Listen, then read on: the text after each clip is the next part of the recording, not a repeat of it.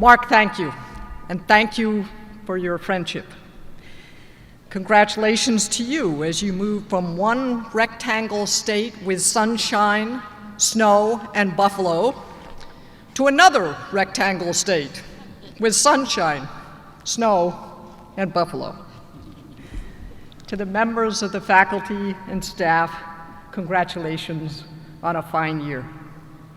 And to the students who after 4 or 4.5 or 5 long years are ready to be called graduates. You've worked hard. Simon Sinek wrote that working hard for something we don't care about is called stress. Working hard for something we love is called passion. I know you have experienced the stress. I hope that you have found your passion. For a moment, before I talk a little about you, I want you as graduates to think about who had your back all these years. Who took the phone calls when you needed to vent or just needed a moment of encouragement, when you wanted to celebrate? Chances are those people so important to you are here in this arena or watching on the internet. Your parents and grandparents, spouses and aunts and uncles have taken this journey with you. Don't let this day pass by without saying thank you to them. Everybody needs a wingman. If anybody here understands the power of collaboration, it's the student body. Late nights doing homework, studying for exams, practicing for concerts, rewriting the descriptions of majors for Barstool UND.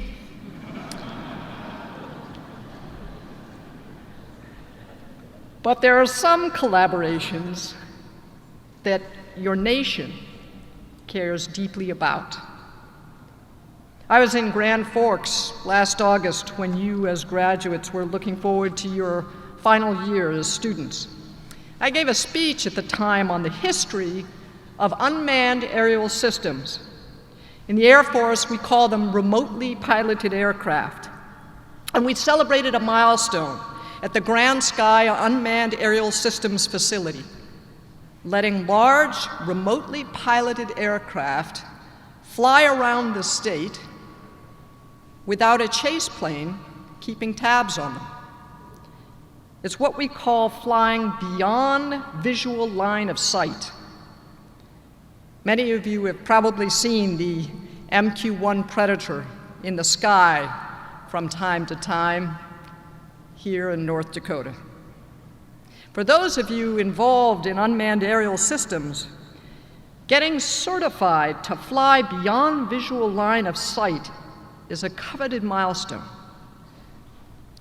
For the defense of our nation, it leads to better technologies. UND students and professors are collaborating with the Defense Department and with small businesses and civilian leaders to put more muscle behind America's punch and to know what is going on around the world. UND also has a one-of-a-kind space studies department. It was founded nearly 33 years ago with the help of Buzz Aldrin. Last month, the first North Dakotan to fly in space, 73-year-old Jim Buckley, was inducted into the United States Astronaut Hall of Fame. He circled the Earth over 300 times in 4 space shuttle missions on Challenger and Discovery. When he was asked about his induction, he said, "Being from North Dakota, That's a hard one. You kind of go, aw shucks, and look at your feet. If humans one day return to the moon or go to Mars, one of the many things they will have to contend with is the fine electrostatically charged dust particles that get into everything. They clog seals and degrade materials.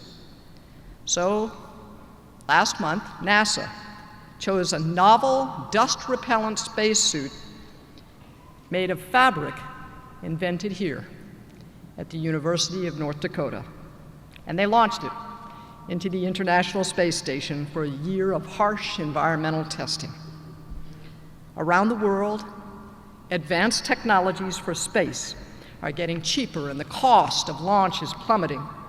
Access to space has never been easier or more affordable for countries and businesses and even private individuals.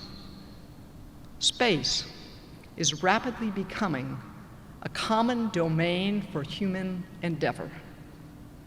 Space systems supporting a multi-trillion-dollar global economy, the American way of life, and our ability to protect our national borders and project power when we need to, is enabled by students and professors here at the University of North Dakota. So, there is a reason that UND was named one of the top 25 innovative colleges in the United States last year. Ladies and gentlemen, these students, these graduates before you, are graduating with skills that will change our world for the better. Thank you. Thank you all for helping them to reach this day. So, to the 2019 Fighting Hawks, wherever you go from here, I hope that you make 3 choices about your lives. First, I hope you develop the ability to say, that's not good enough. You know, with your bachelor's degree, you're joining the top third of your peers in the country. You will be the ones who are called upon to say, do we really know everything we need to know about this problem? Do we understand what we're doing here? Are we thinking about the right questions? Is there another way to figure this out? But there's an even more important statement that you have to learn to say. And as leaders, whatever your field, you're going to have to develop the good judgment and the confidence on when to say, that's not good enough. Confidence can be built. President Teddy Roosevelt wrote, "Each time we face our fear, we gain strength, courage, and confidence in the doing." He should know. He spent 3 harsh winters in the Dakota Territory in his mid-20s, not much older than most of you here today. He said those years opened his eyes to the wealth of character found in the people of the Dakotas. As you take on new roles, your character will help you face your fears when you're called upon for a decision. So choose to speak up when you have to. Teddy Roosevelt would say, in a moment of decision, the best thing you can do is the right thing. The next best thing you can do is the wrong thing.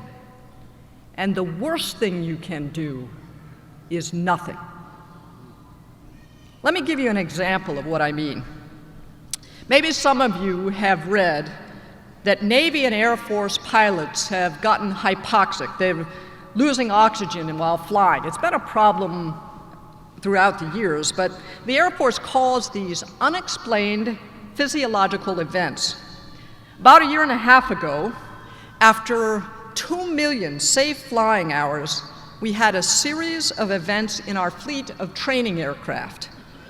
Pilots suddenly began reporting hypoxic events at very high rates. Now, on a commercial airliner, it's really not a big deal. They give you that briefing. They tell you if the masks drop out from overhead, put on your own mask first, then choose your favorite child and help them put on their mask. But high-performance aircraft have to change altitude and oxygen concentration very rapidly. And oxygen masks are actually very uncomfortable pieces of equipment. We had a problem, and we had to ground our entire fleet of training aircraft, all of them. Grounding the trainers meant stopping about 700 flights a day, and we had a critical pilot shortage. The onboard oxygen generating systems were pulled apart, and we examined them piece by piece. The team discovered that a few parts were failing at higher than expected rates, and we replaced all those parts, all of them in the whole fleet. The commanders wanted to get back to their mission, to get the jets back in the air, problem solved. But we had one key person in this 685,000 person Air Force who had just joined the Air Force team. He's the head of acquisition, an undergraduate physicist from Georgia Tech with a PhD in mathematics. And in his first week on the job, in the face of all of the generals and the pressure to get back to flight operations, he spoke up. You see, the team had concluded that it was these parts that were the problem based on the first few aircraft that were checked out in a fleet of almost 500 aircraft. He came to see me, and he said, the initial sample size was not statistically significant. We may not be right about the root cause. It's not good enough. Imagine what that's like for a second. You're the new guy or the new gal on the job, and you're telling the CEO and the members of a large engineering team, including people a heck of a lot older than you, this isn't good enough. But he was right. And to their credit, the engineers working on the job looked at the merit of his argument, did the math, and agreed with him. Behind failed products, broken processes, and mistaken decisions are people who chose to hold their tongues rather than speak up. So I hope you develop the judgment and choose to say, that's not good enough, when you have to. The second choice I hope you make about your lives is to serve others. Frank McVeigh was the fourth president of the University of North Dakota. He established the North Dakota Quarterly in 1911, which is still published with art, poetry, and short stories, and sent around the world. President McVeigh had a motto: to be the servant of the people. So when you get settled in the new job, when you get that first apartment that you don't share with 4 other people, and when you stop wearing torn hoodies and sneakers every day,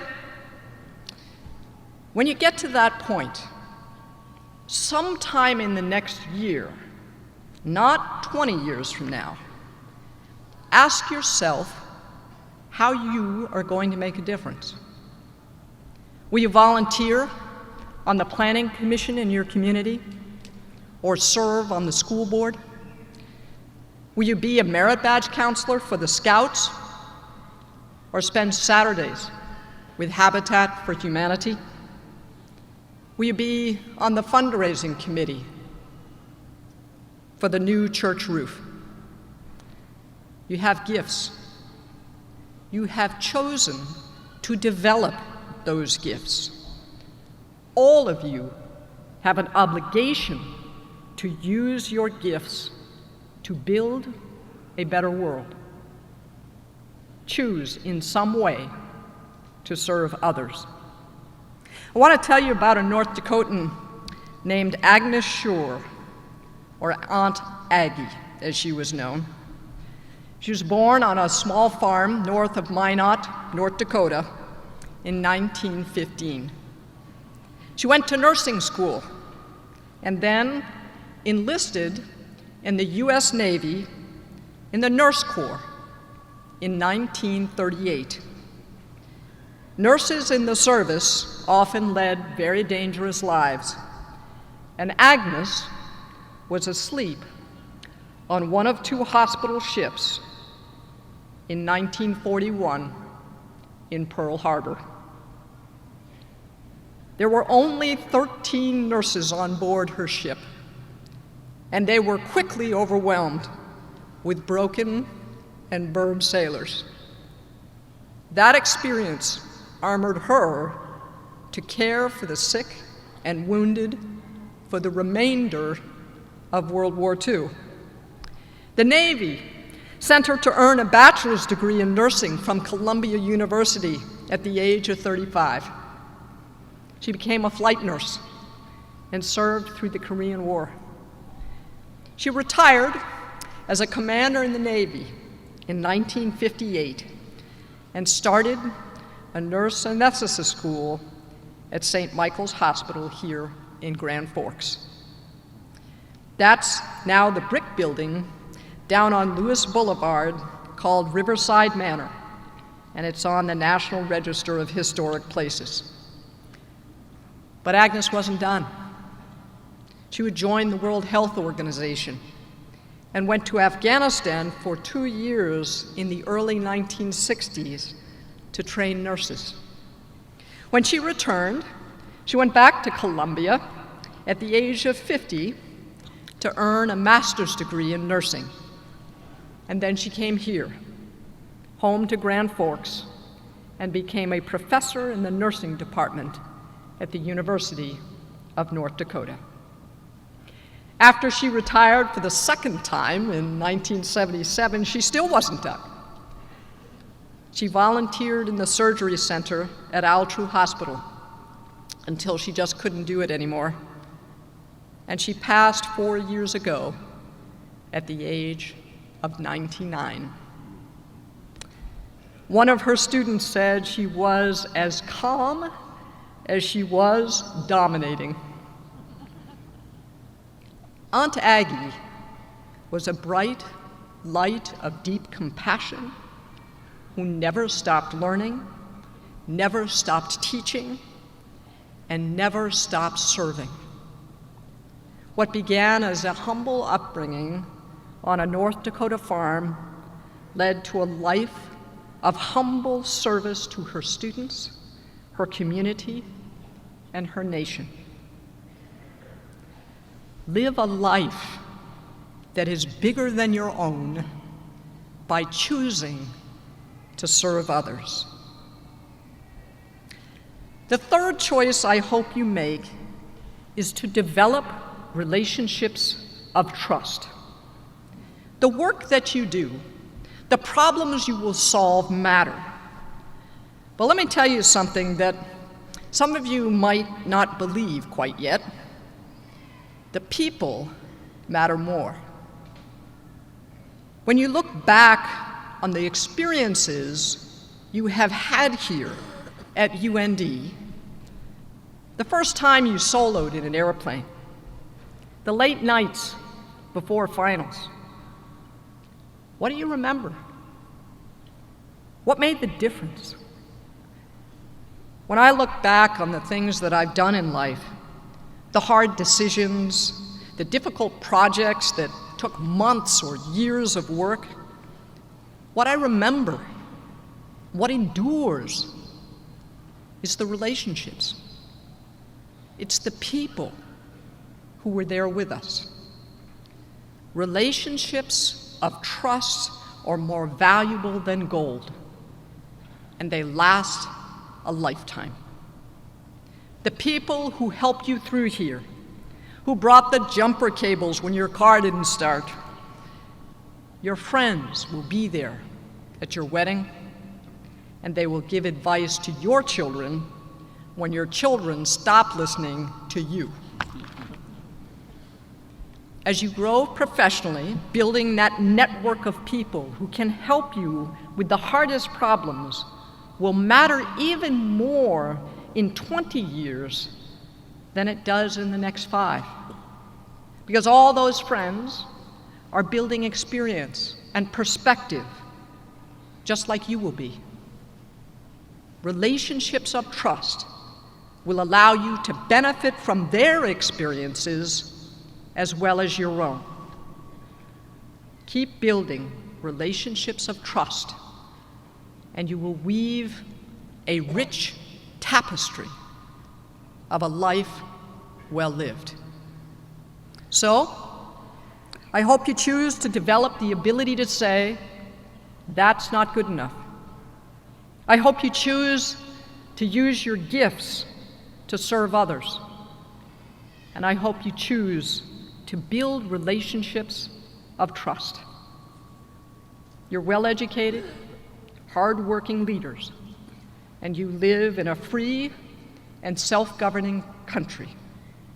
You are coming of age at a time of innovation and discovery unparalleled in human history. The truth is, we're all a little envious of you and the lives on which you're about to embark. Congratulations to each of you. May God bless you all, and God bless the country that we love.